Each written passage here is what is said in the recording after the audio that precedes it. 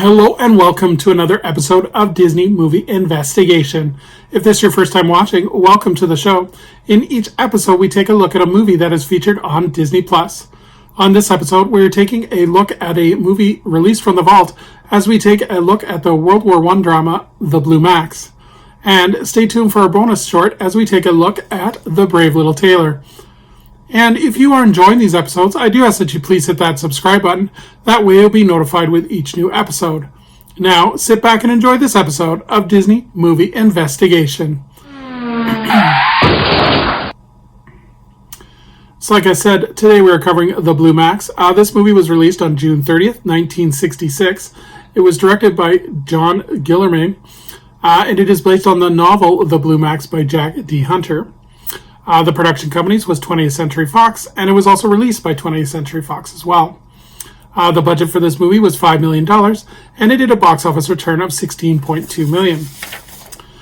In terms of the production, the Blue Max novel was released in 1964, and in October of 1964, 20th Century Fox had already secured the rights and would announce the film in December of 1964, so quite the quick turnaround. John Guillermin was announced as the director after Fox head Darryl F. Zanuck was impressed with his last two low-budget films that he had made for Fox. The film was actually filmed in Ireland, and Fox would actually spend $250,000 on building 9 World War I replica airplanes. Originally, Ron Goodman was offered to score the movie, but he was busy on other projects, so the producer hired Jerry Goldsmith. In terms of the cast, we have George Peppard, who plays Lieutenant Bruno Stachel, James Mason, who plays Graf von Klugerman, Ursula Andreas, who plays Kat Graf von Klugerman, Jeremy Kemp, who plays Lieutenant Will von Klugerman, Carl Michael Volgar, who plays Otto van Hardman, and Anton Drift, who plays Major Holbach. In terms of the plot, and the movie takes place in 1918, and after 2 years in the trenches, Lieutenant Bruno Stachel becomes a fighter pilot. He joins the fighter squadron of Captain Halderman, and it is soon clear that Stachel's motives and methods are at odds and are not chivalrous, honor-led customs of his comrades. Stachel is driven by one thing. If he gets 20 kills, he then wins Germany's highest honor, the Blue Max Medal. So in terms of recommending this movie is very slow-paced, as was custom of the movies back in the 1960s, where going to the movies was more of an event. So the movies were a lot longer. So the movie actually has a quite in-depth story, especially telling how life was like for the World War I fighter pilots. The thing that really impressed me about this movie, though, was the aerial fighting footage. There's lots of great sequences where they're in the airplanes and they're doing fighting against other airplanes. Definitely worth checking it out, even for just the footage of the flying scenes. It's really quite incredible, and it kind of had to remind me that this movie is almost like nearly 75 years old at this point. So definitely worth checking out for that. The story is not too engaging. It's kind of just basic, but definitely worth checking it out for those aerial scenes. So as we move on to our bonus story, we're going to take a look at The Brave Little Tailor.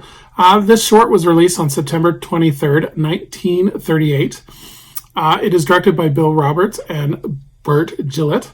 The production companies was Walt Disney Productions, and it was released by RKO Radio Pictures.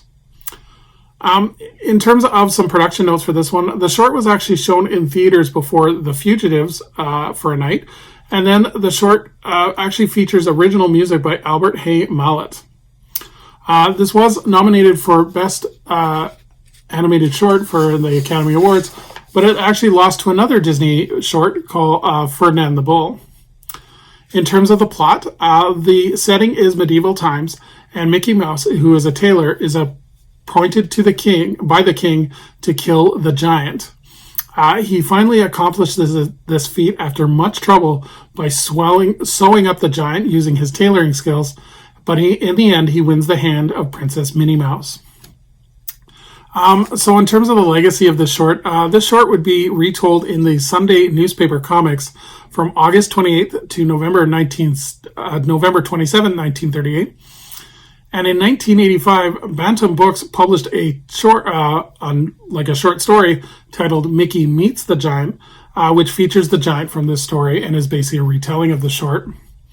The short has been featured on several Disney DVD compilations, including the Disney Treasures and 2023 Mickey and Minnie Classic Shorts. So this short is one of the classic cartoons that is played on the special Disney Channel television station at Disney resorts. So if you go into any of the Walt Disney World resorts, this short is often played as kind of like just one of the hotel lobby shorts. They have Disney shorts on television, and this one is often played quite frequently. It currently can be seen on Disney Plus as well. So this one, I'm sure everybody's seen it, but it features so many classic moments of the old Mickey Mouse. The scene where Minnie is kissing Mickey, that's one of the highlights. And then the moment where Mickey is battling the giant, that scene over and over again is classic Mickey moments.